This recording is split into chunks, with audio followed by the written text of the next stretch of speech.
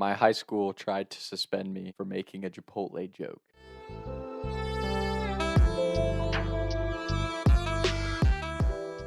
Senior year of high school, I went to Covcath in northern Kentucky. I don't know how it is now, but at the time, Covcath was like the Duke of of northern Kentucky. Everybody hated us because we were the rich private school, all the preppy douche kids, right? And to a degree, it's true. And we definitely had some of the my daddy drives an Aston Martin type of kids, but every high school has some of those kids. And it wasn't me and my buddies, so I just never looked at it that way. Senior year, we had a hell of a soccer team. We tried to go to as many games as we could because the first time I ever really got into watching soccer. It was pretty fun. So we're playing Dixie Heights, a local rival school. They were supposed to have a good team that year as well, so it was a pretty hyped up game. It's the Covcath Colonels versus the Dixie Heights Colonels, so it's like, battle of the Colonel. So me and my buddy, we'll call him Matt, we go up to this game. Me and Matt are in the cheering section. I want to say it was like less than 15 minutes left in the game. We were killing them, and we're up in the cheering section. You always had a couple faculty members monitoring the cheering section, and things had quieted down a little bit, and I was like, yeah, take that, little colonels. Go back to serving me at Chipotle. The reason I said that was, and anyone in northern Kentucky can confirm this, there's a Chipotle 2 feet from Dixie Heights. And there was a couple kids on the soccer team that year that worked at Chipotle, and I knew that. That's why I said it. What I wasn't paying attention to was the fact that majority of their team and fan base happened to be Hispanic Latino people. As soon as I said it, I don't know if anyone's ever been in a public setting where you say something and you immediately just feel all the eyes looking around, like, who said that? Like, you feel the immediate reaction from everyone in the crowd. I say that. My buddy Matt gets hysterical, and I start laughing, and then we feel all the eyes looking. People are looking. The faculty members that are monitoring our cheering section are looking. You hear all these people, hey, who said that? And I'm like, oh, shit. It's been trending for the last couple of years, like the sound, you need to leave. That's exactly what it felt like. And I'm looking at Matt like, oh, shit. I look at Matt like, oh, I'm out of here. I left. Come to school on Monday. First couple classes go by. Matt was a lot smarter than me. Matt was at all the calculus and honors classes, so I was in the average normal classes. So I wouldn't see Matt until, probably halfway through the school day. So Matt's eyes like saucers. He comes up to me. He's like, dude, Tom, they're after you. I'm like, what are you talking about? The guidance counselor, one of the guys who monitors student behavior at our schools, had Matt and all his honors, calculus or algebra class, I don't remember what it was, walks in and he's investigating an incident that happened in the student section. An incident that happened in the student section because of my joke. And Matt's like, dude, they're looking for you. I'm like, that's crazy, dude. Because I left immediately after I realized people were getting pissed. And they were looking for the kid who made the joke. They were going to suspend him or whatever. And Matt's filling me in on this because they had pinpointed a group of students who happened to be 3 or 4 kids in Matt's honors math class. So they were talking to all of them, explaining it. And, I'm like, ooh, shit. Tell me that was no bar. That was no bar. I'm in trouble.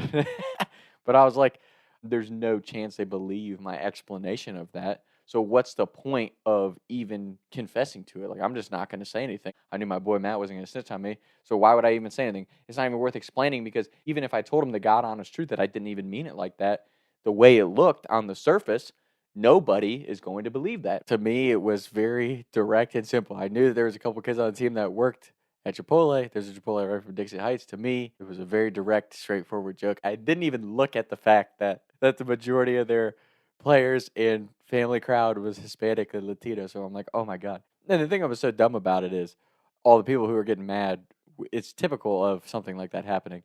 All the people getting mad were the white soccer moms for Dixie and a couple of the white faculty members for us. It's like, if I really said something offensive to their culture, wouldn't the Latinos and Hispanics be the ones getting upset with me? I was literally looking at it from a literal location of Chipotle being right next to Dixie Heights High School and knowing a couple players that work there. So it becomes this huge racist, blown out of proportion situation that our high school feels like they need to handle because they're looking at it from a surface level view. And it's like, well, that's not at all what it was. So I end up having to feel like a criminal all day and hide from, keep myself under the radar, make sure I don't tell that story at lunch.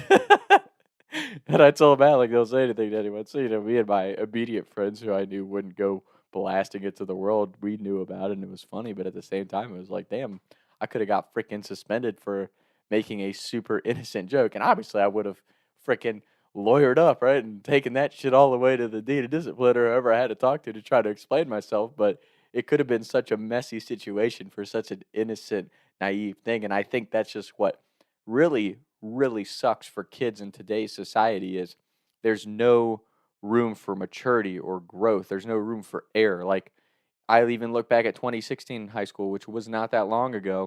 90% of the stuff that we would have done would have been worthy of like cancel culture or racists or whatever they call people nowadays. And it's like it's such an innocent view of the world. And obviously, like as I look back and tell that story, like I can still picture the crowd clear as day. Like, yeah, I should have never said that. Like I could totally see how it looks now that I'm 25, I've been to college or I've been cultured or whatever you want to say. But kids don't have the opportunity to even grow and make those mistakes and learn from them. Like I had to learn from it. I dodged a bullet and learned from it, like because I was hiding and nervous about being caught for doing something that was totally not at all racist or offensive, but it came across that way because I wasn't paying attention to my surroundings, right? And again, I think every person, regardless of your race, religion, gender, whatever, makes those type of mistakes as you grow and get older and you mature. So it's just one of those things. Like I didn't mean it like that, but it totally came across that way. And it became this whole school investigation, which is craziness to think about. When you look at it from my perspective, obviously from the surface level perspective, people are like, "Oh my God, that's terrible," and it was right. It looked terrible, but if you really hear the truth behind the story, it wasn't as bad. It wasn't meant to be offensive or upsetting to anyone.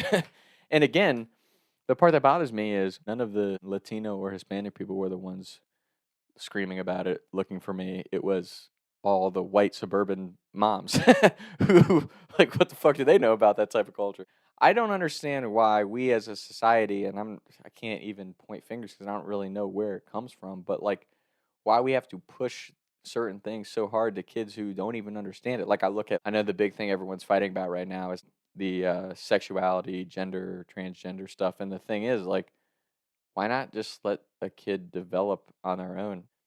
If you're gay, you know, right? Like, why do you have to be taught the traits of gay people or the traits of someone who wants to be transgender? Or because we don't teach the traits of people who want to be straight, that would be that would be homophobic, right, or transphobic if we just taught what straight people are. So we push homosexuality and transgender stuff on kids who probably don't even know they don't even know who they like in their class, right? Like it's such an innocent view of life and you push all this stuff on them and it just to me it seems wrong. Like why can't you just let kids naturally develop if they end up realizing later on that they might swing one way or the other, that's their decision.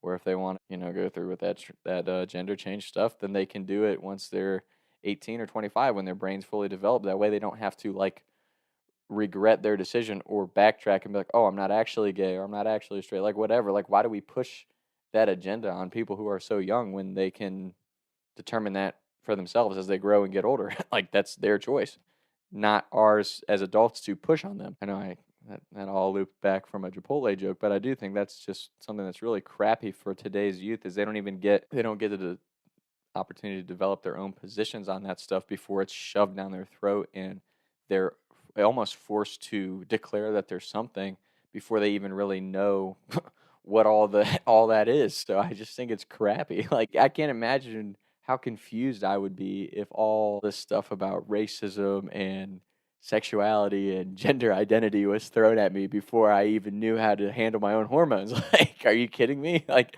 I haven't even been through puberty yet. How am I supposed to identify all that stuff? So I think that's just messed up. I think it's wrong. And I'm not blaming anyone specific. I don't know where that agenda started. I don't know why it's such a priority right now. And maybe it's not. Maybe that's just how it's being made on social media right now.